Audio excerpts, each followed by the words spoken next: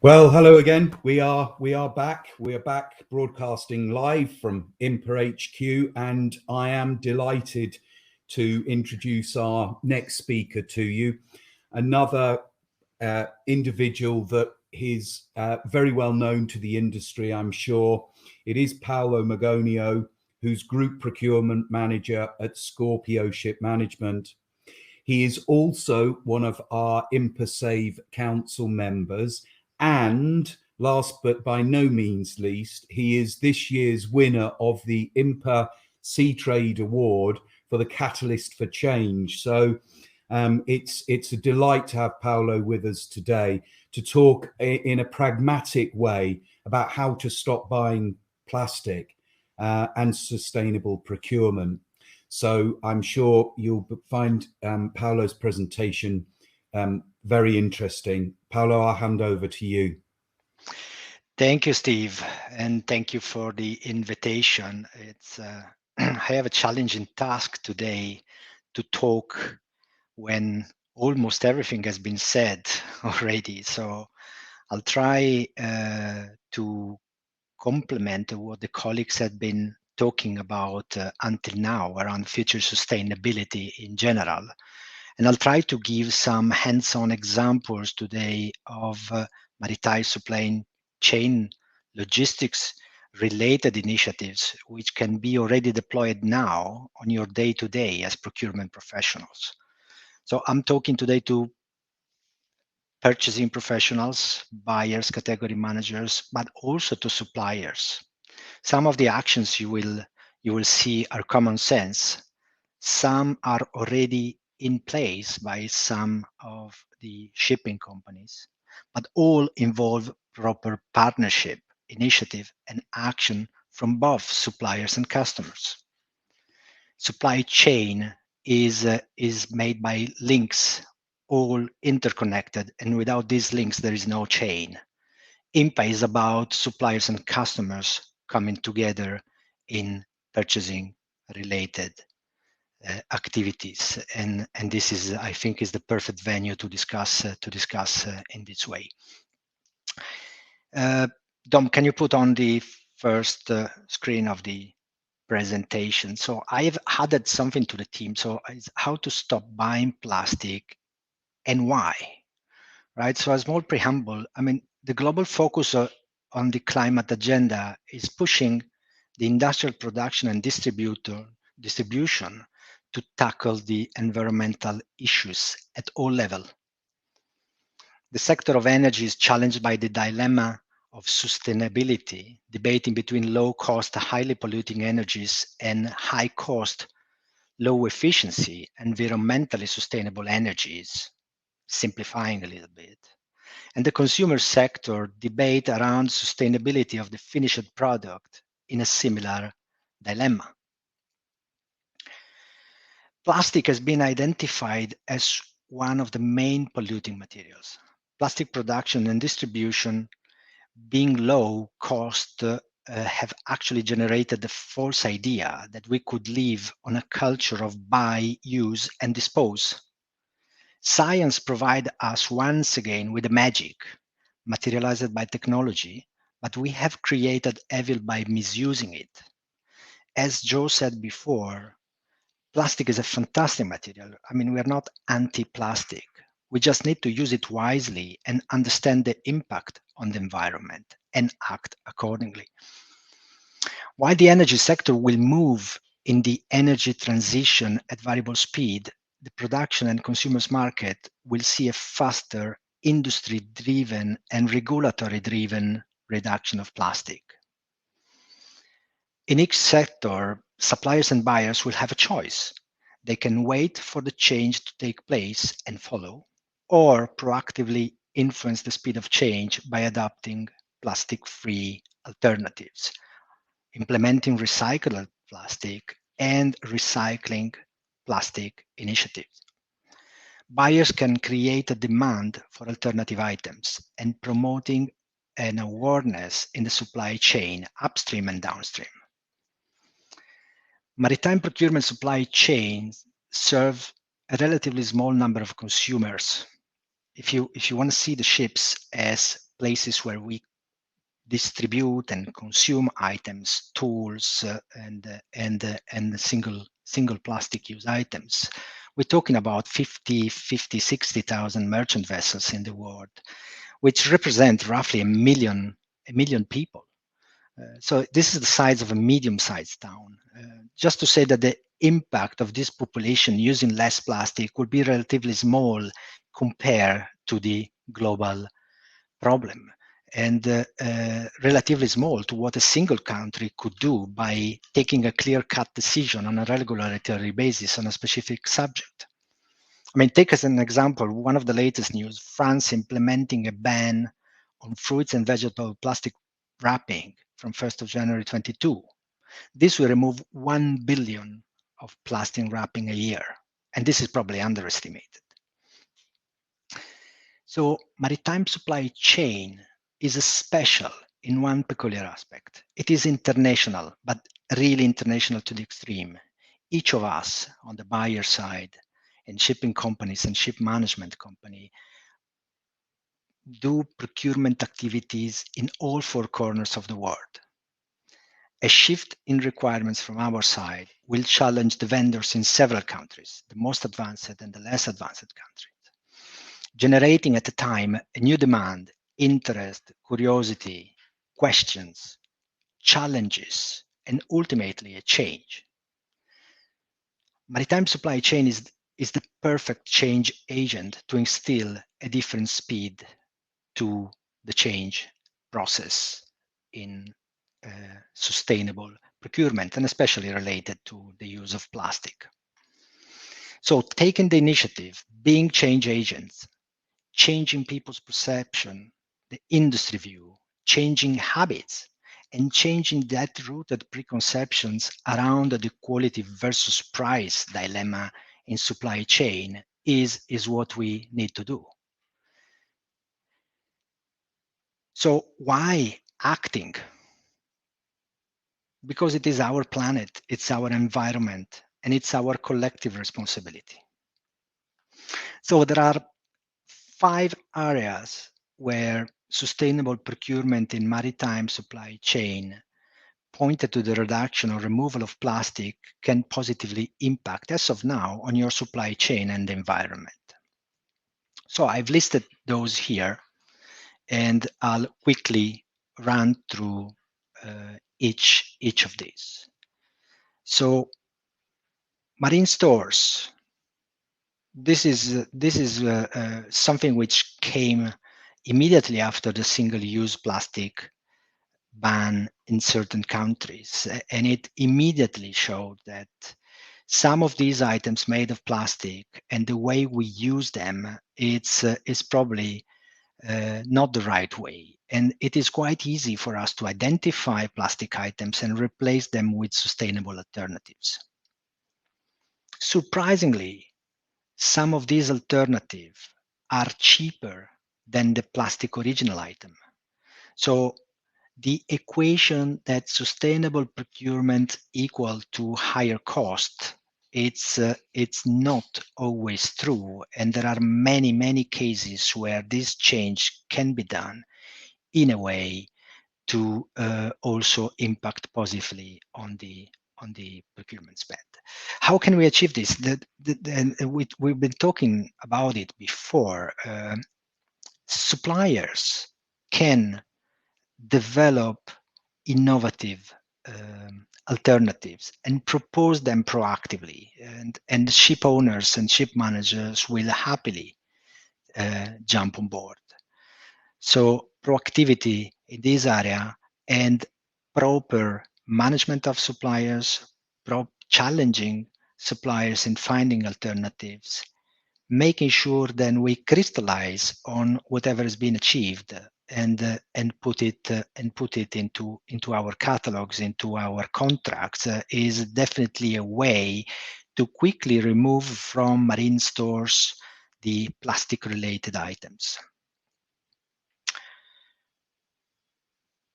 Wrapping and packaging.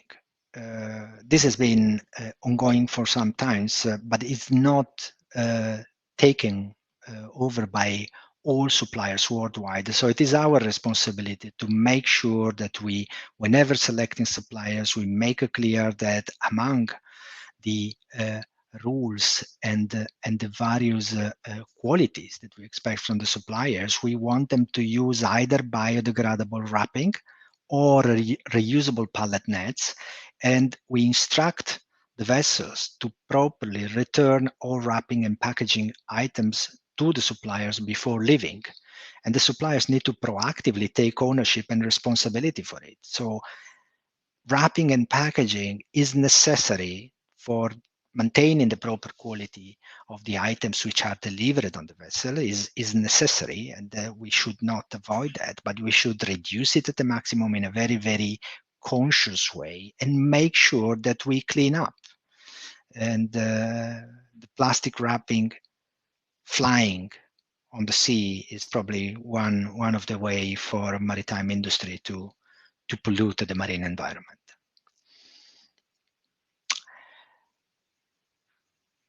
Plastic bottles, or let's say plastic, and we're getting to plastic into catering and in food, but water is definitely, like Salvatore also mentioned before, and Michael mentioned it in the opening, one of the IMPA SAVE initiatives. And we've been probably taking that on board well before and completed it by the time the IMPA saving was going live, and that is a very, very clear way of how, by committing and installing a water purifier machine, we could really drive change. What we have done, which has been peculiar, we went for renting the machines. So actually there was no capex cost. There is a clear fixed rate per day. There is no question around the return of investment. And in the end, from day one, the cost for producing high quality potable water through analysis, etc., is cheaper than buying the bottled water. Not only there is no CO2 emission by the production and transportation of water, there is no virgin new material which is normally used to the production of the PET bottles. And also downstream, there is no waste removal with the risk of these plastic bottles to go to landfills and ultimately to the sea. We managed to remove more than 1 million bottles in 1 year, and the same will continue in the year to come. So once you put this together, I mean, in terms of cost, day one return and impact, the sustainable environmental impact as well, it is basically a no-brainer to jump on board this initiative. So I pray everyone which is here in responsibility position in procurement for shipping companies and ship owners to pledge to IMPA SAVE and take an action as soon as possible, because it's there, is easy to achieve, and has a real large scale impact. On continuing on a similar theme, we moved from the plastic bottles and water and moved to analyzing the rest of the food packaging. And this is something which is a real impact, and as well, I mean, similar to water. And this is what we can do as a procurement professional. So engage with suppliers, challenge suppliers or catering company to analyze each of the food items that we're delivering on board, analyze their packaging or conditioning, the size of it, and start an improvement process to move each of these items from a less sustainable alternative to a more sustainable alternative. This is not about going all the way. If you think on the water as a service solution, we have actually moved from the worst possible from a sustainable environmental point of view packaging, which is a PET non-recycled virgin material plastic bottles, all the way to a no container, no packaging solution where you actually have your own bottle and refill your own container and producing at zero kilometers the water, right? So this is about moving from one solution to another solution, and then eventually later on moving to another solution. A few examples, I mean, which have been depicted here.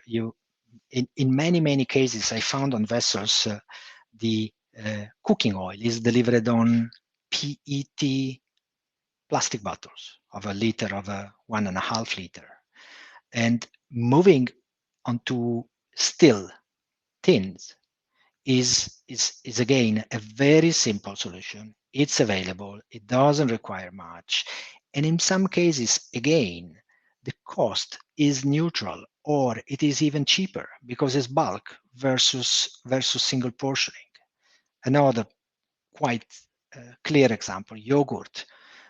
On a lot of ships, you still find monodose PET, non-recycled, non-recyclable cups, and moving to carton packs or Tetra packs by a liter, by 1.5 liter is actually a sustainable move.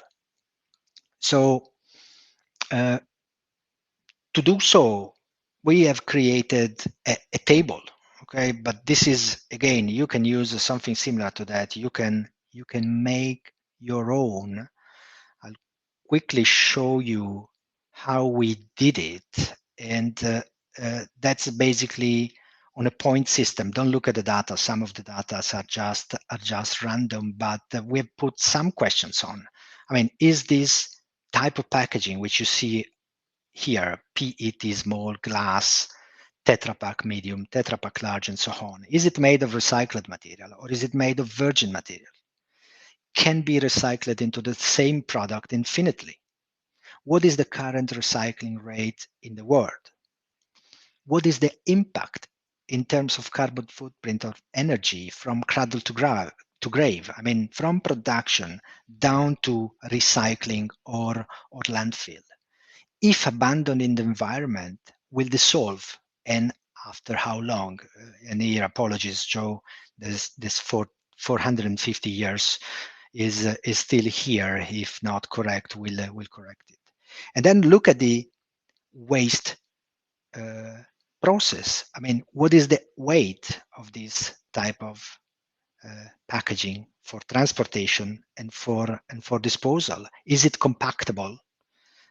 And is this the optimized size and the optimized packaging for the specific content?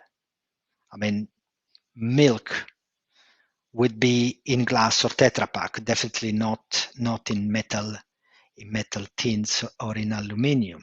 Whether oil can move from plastic to metal.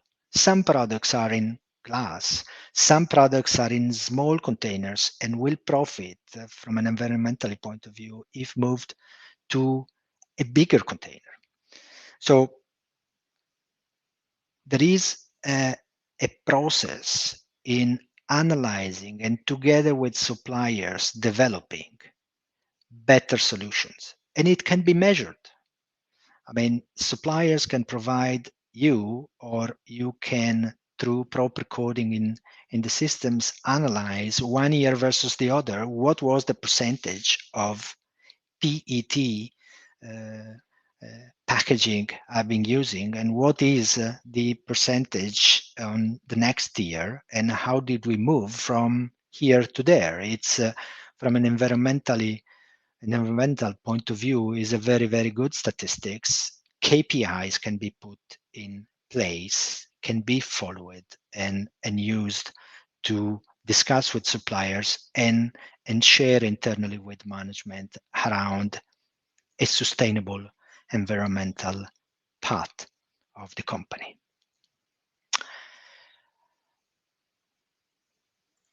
And this is the last point.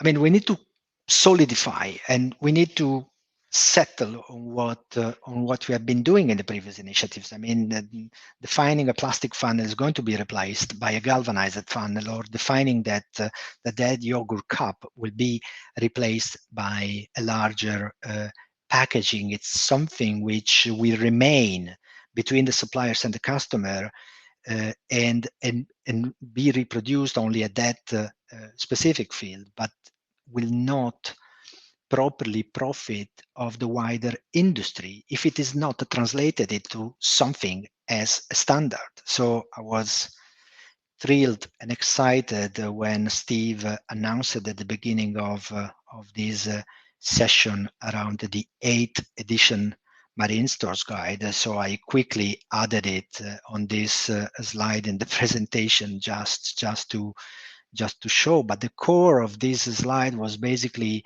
one of the most important initiatives, whether the Marine Stores Guide arrive or not, is to make sure that your system, which is originating the requisitions, the definition of the need, is properly reflecting this improvement on the items. So if your company has decided not to use anymore the plastic funnel and to replace it with a galvanized funnel, let's make sure that the plastic funnel is removed from your purchasing system on board, that the galvanized funnel is there. Make sure to flag those items so that there is a proper follow-up and requisition. This will generate additional demands, additional questions from the other suppliers. And when the Marine Stores Guide will take on board also all these initiatives, then we will really have an industry which is moving in the right direction. So this is a fantastic news from Steve's side, and creating potentially green section in the Marine Stores Guide, or making sure that the environmentally friendly or sustainable items are properly identified with something like a green leaf. This is just an idea. Will definitely help the industry to progress in this direction. So, in a few words, plastic products pollute the marine environment. Joe clearly gave us an unbeatable explanation and proof of that. We also said during the morning that the action is on our side. I mean, suppliers and buyers have a choice. We can wait for the regulatory body to bring the change to us, or we can act. We can be pioneers, early adopters. We can be innovators, and I think at IMPA we want to act and take responsibility for what we need to do. Maritime supply chain is not big, has been repeated a few times today, but is unique. We reach all corners of the world, and we can influence. We can use our influence. We can create a demand. We can influence behaviors. So the 5 initiatives I gave you is what we have been doing in present day and what we're doing today. There could be other initiatives, and we'll be happy to share our experience with others, and we'll be happy also to receive other experience and build on it. And the cost benefit, again, I repeat it, in many cases, if not all, the sustainable alternative is either cost neutral or cheaper. And whenever we find these cases, it is a no-brainer to jump on it and to implement that change. So this is my final recommendation. I mean, can we stop buying plastic? Yes, we can. So let's do it. All from my side, happy to get any question you may have. Over to you, Steve. Thank you, Paolo. I thought that was a very eloquent presentation, and it was very clear. It made perfect sense. And I think this issue that actual, green procurement, if we say, does not mean spending more money, is a very important message to get out there, because in a way it's about buying smarter and just thinking about what you're buying. And I think that's the message that we've got to try to push out to the marketplace. I think Mikel is going to join us at this point, because I think he has questions. Hi, Ian. Ciao, Mikel. Thank you, Paolo. Yeah, I always have a ton of questions, but then again, where to start with it all? First of all, I mean, I know you for many years, Paolo. I know also a lot of. I would actually say that I also understand a lot how you're thinking and how we're thinking alike, even though we've been sitting on different sides of the table all these years. Just one question from me to you is, because it was said earlier also by Dorte, indirectly, how good are suppliers of transitioning into, we're talking about sustainable products, for a better word, because you're driving a lot of this yourself, I know that, and driving it through suppliers, but are you too experienced and that suppliers are too slow coming with solutions? No, I don't think so. I think the maritime environment on the supplier side is really lively, and there is especially in the younger people, they're not turning with a puzzled look and say what are you talking about. They perfectly understand in their day-to-day life that there is a choice, there is a space for improvement, and therefore I see there is a quite good response in general to those challenges.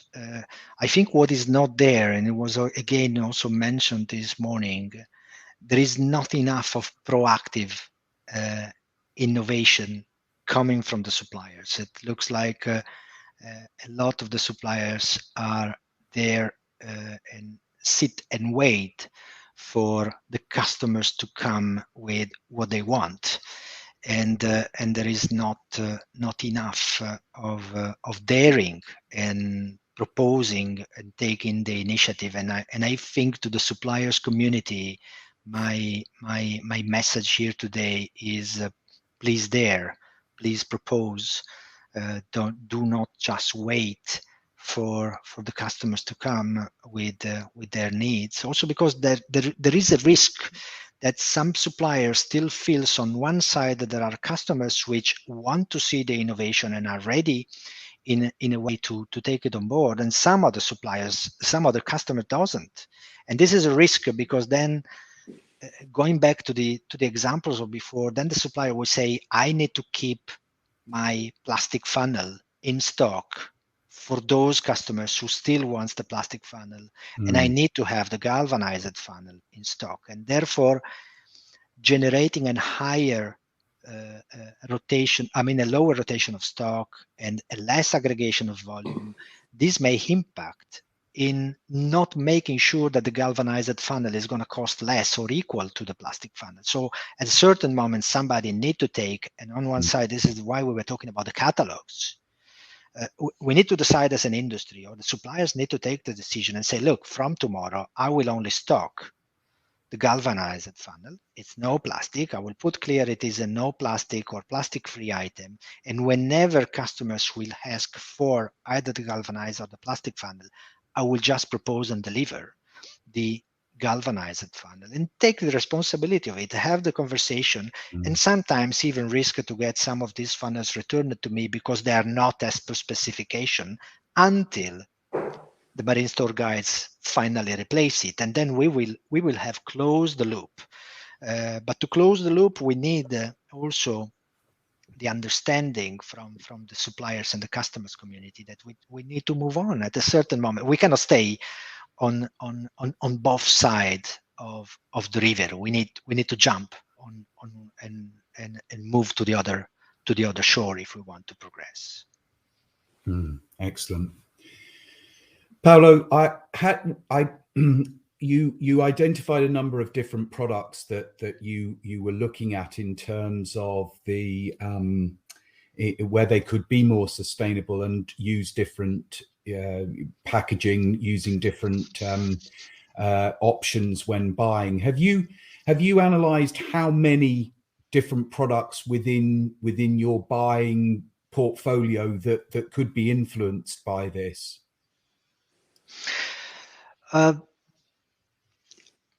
I think if we're just looking at the marine stores, the traditional so-called deck and engine and cabin stores and the provision, we're probably looking at 300, 400 items. But of course, with different importance, different volumes. And then I think there is a totally different conversation related to spare parts and technical items, which then touch a much wider. But without taking the full challenge on day one, I think a very simple and pragmatic approach for purchasing managers is looking at volume and cost and prioritize those items, and suppliers can do the same on your side. This is exactly the path we have been following when we started tackling only plastic bottles for water, and why not all the plastic bottles on board, because plastic bottles for water was a very clear top ranking item and very appealing from the point of view of obtaining a result immediately with a certain solution. And then we started as a step 2 approaching the remaining of the packed provisions. Excellent. Okay. I think we're drawing to a close, Paolo. Again, I'd say thank you for a very eloquent and very clear presentation. I thought that was fascinating and interesting, and great to get a practical approach to this happening. One thing. Okay, yeah, of course. And Paolo, like I asked also, are you available to share your knowledge with the rest of your peers in the industry? Sure, we're more than happy from the IMPA point of view to support peers and colleagues. So no excuse for no change. Correct. Thank you very much, Michael. Thank you very much, Steve, and thanks everyone for listening. Hey, yeah, absolute pleasure. Thank you, Paolo. Thank you.